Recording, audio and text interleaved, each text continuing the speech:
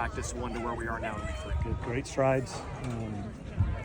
Doing a great job of the details of our assignment. Young guys are growing. Both are understanding the offense and their development skill-wise, and the veterans are getting better. So I've been very pleased.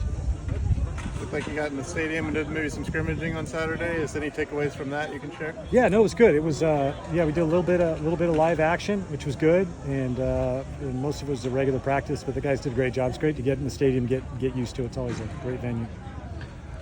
Just in general, kind of what is kind of the benefit of the stadium kind of practice? Is it just simply being in a different environment? What's kind of, they're getting comfortable being out there, especially for the young guys. That's the first time they've ever practiced or played in it. So getting used to seeing it and kind of going through those, and just that's really it. And then for coaches, kind of getting a feel for being on the sideline and all that.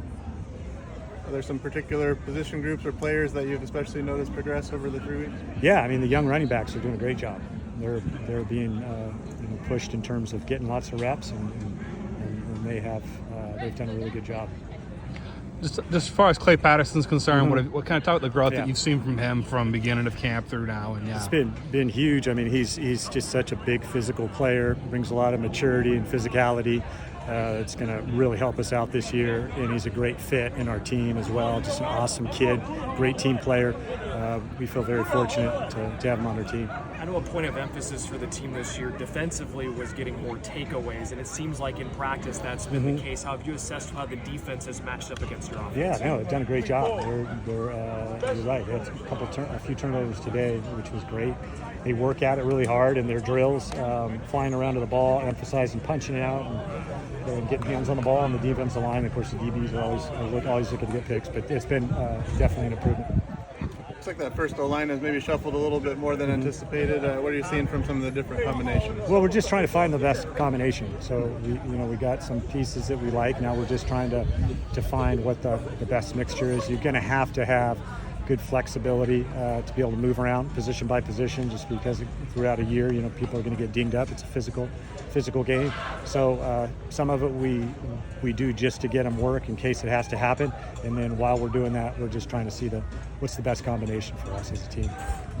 You played a few freshmen last year. It looks like you got a few on the second team right now. How close are they potentially? Good. Yeah. No, they're competing. I mean, there's the freshmen. They come here to compete, and if they're the best players, they will start. Doesn't matter that they're freshmen. And like I said, we got guys that are freshmen that are definitely competing for a job. Looks like Elijah Brown had a couple nice touchdown passes towards the end of practice there in the red zone. Just talk about continuing his progression. Yeah, I mean, he's way beyond his years. He was here in spring football, which helped, but his demeanor is really good. He's really accurate. He's got incredible anticipation, and it's just his demeanor is always the same. It's just he's not a super high or low guy. He has fun, but he kind of stays right in that area, which is what you want for quarterbacks. How do you kind of manage like playbook installation during this period? Because you got some true freshmen that were here in the spring. How do you kind of make sure those guys? How do you just kind of manage playbook installation from spring to now? I think at the start when they first get here, you bring them along slowly, and now they got to keep up because we're getting to the point where we're going to play. So they got to know the whole playbook. Now they're going to make some mistakes, and as a coach, you just got to be tolerant that there's going to be a bust every once in a while, just because they're saturated with how much in our case on offense or on the defense. It happens the same thing defensively. So you just got to be tolerant of understand they're going to make mistakes, but the only way to learn is to get in there.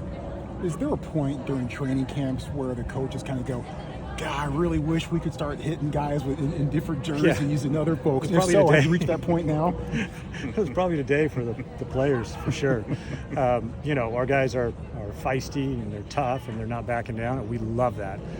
But you do get tired of going against the same guys. They know the plays that we're running. We know the defenses they're in, and you're getting tired of blocking the same guy over and over again. You get a little testy.